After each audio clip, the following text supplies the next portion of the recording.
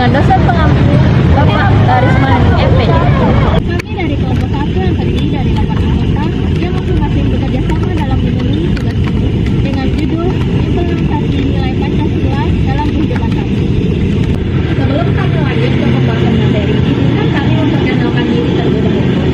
Saya ada Yuli Jadana, NIM 22078001. Yang selanjutnya ada Nama saya Ami Presti, NIM 2207-8002 dari Prodi Tata Rias dan Kecantikan. Perkenalkan, nama saya Anistia Arindi, NIM 22078003 dari Prodi Tata Rias dan Kecantikan. Perkenalkan, nama saya Reno Gamsari, NIM 22343068 Prodi Informatika. Perkenalkan, nama saya Pasagino Kita dari NIM 22011062 dari jurusan Psikologi. Perkenalkan, nama saya Raden Galuh Hadi Cakranata, NIM 2234337 Prodi Informatika. Perkenalkan, nama saya Naufal Ihsan dengan NIM 2234304 dari Prodi Informatika. Perkenalkan, nama saya Berlian Zoreng dengan NIM 22130055 Prodi D4 Teknik Elektro Industri. Pancasila sebagai ideologi bangsa terdapat nilai-nilai yang bisa diaktualisasikan dalam kehidupan kita. Tanpa nilai-nilai Pancasila tersebut, masyarakat Indonesia tidak akan memiliki pandangan atau pedoman untuk menjalankan kehidupan bangsa dan bernegara di dalam negara yang memiliki beragam budaya. Implementasi nilai-nilai Pancasila dalam kehidupan bermasyarakat, berbangsa dan bernegara dapat diupayakan agar tidak mengakibatkan perpecahan yang merugikan setiap orang, bahkan dapat merugikan negara Indonesia. Pembangunan pendidikan yang mengacu pada nilai Pancasila sangatlah penting, terlebih bagi generasi muda, khususnya para mahasiswa yang nantinya akan bertanggung jawab sebagai penerus kehidupan bangsa. Kemudian, Pancasila dapat menjadi ujung tombak dan kerangka berpikir bagi mahasiswa di kampus. Untuk apa?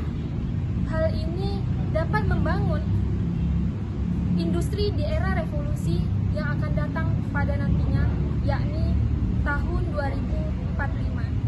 Akan tetapi, penerapan nilai-nilai Pancasila seakan-akan hilang dari karakter anak bangsa. Khususnya generasi muda cenderung kebarat-baratan karena arus globalisasi.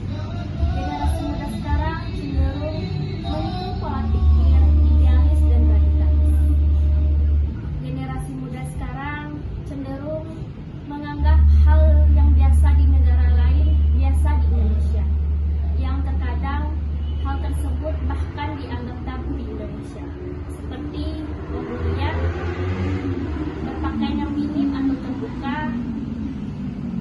bahkan hal yang lebih seperti narkoba, minum-minuman, alkohol, dan cara menyikapi orang yang lebih tua seperti orang tua, tendik, dosen, ataupun warga kampus, serta berhubungan suami istri tanpa adanya ikatan pernikahan. Hal ini dapat membahayakan generasi muda, apalagi dapat merusak mahasiswa di kampus ataupun di masyarakat. Lalu bagaimana menyikapi lunturnya nilai Pancasila tersebut? Upaya utama yang paling efektif adalah yang pertama, yaitu dengan mengingatkan dan menanamkan kembali nilai-nilai Pancasila dalam diri generasi muda. Yang kedua, dengan membiasakan kembali kebiasaan orang tua. Dan yang ketiga, menanamkan cinta sikap tanah air. Dan keempat, yaitu dan membudayakan nilai Pancasila ini dalam kehidupan sehari-hari di masyarakat. Misalnya generasi muda dapat lebih mencintai bangsa dan negaranya, yang juga berkarakteristik Pancasila. Sebagai mahasiswa dan generasi muda harapan bangsa, ada beberapa bentuk tindakan yang dapat kita lakukan sebagai wujud implementasi Pancasila dalam lingkungan kampus. Yang pertama, implementasi sila ketuhanan yang Maha Esa. Dalam kehidupan kampus, implementasi sila pertama dapat diwujudkan dengan saling menghormati antara pemeluk agama yang berbeda dan tidak memaksakan suatu ajaran agama terhadap orang lain. Implementasinya juga dapat bukan dari tindakan yang nyata seperti menikmati kegiatan ibadah dari pemeluk agama sesama anggota kampus dan tidak menjelek-jelekan ajaran agama lain. Selanjutnya, sila kemanusiaan yang adil dan beradab. Dalam penerapannya, sila ini menjamin seluruh warga negaranya untuk memiliki hak dan kewajiban yang sama. Bentuk nyata yang bisa kita lakukan di lingkungan kampus adalah dengan menghindari perilaku bullying yang merupakan wujud dari ketidakadilan dan dengan mengikuti kegiatan-kegiatan kemanusiaan yang ada di lingkungan kampus dan di sekitarnya. Implementasi sila ketentuan Indonesia.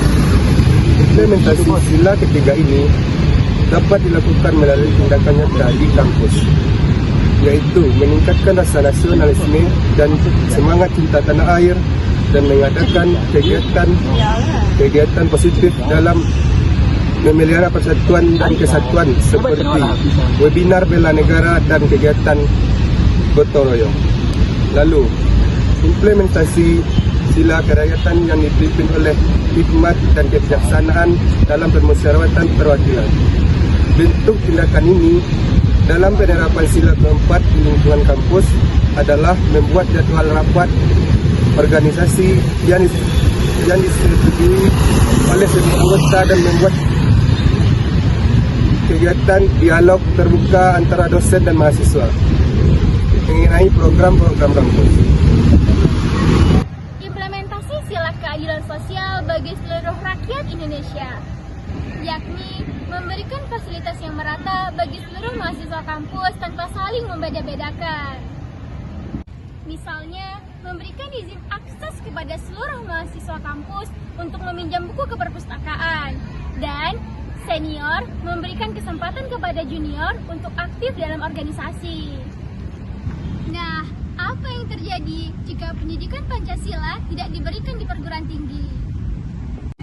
Akibatnya adalah bangsa kita berpotensi kehilangan generasi mudanya yang telah dipersiapkan begitu lama untuk mendukung kehidupan bangsa dan negara, serta tersesat ke ideologi lain yang justru merusak kehidupan berbangsa dan bernegara.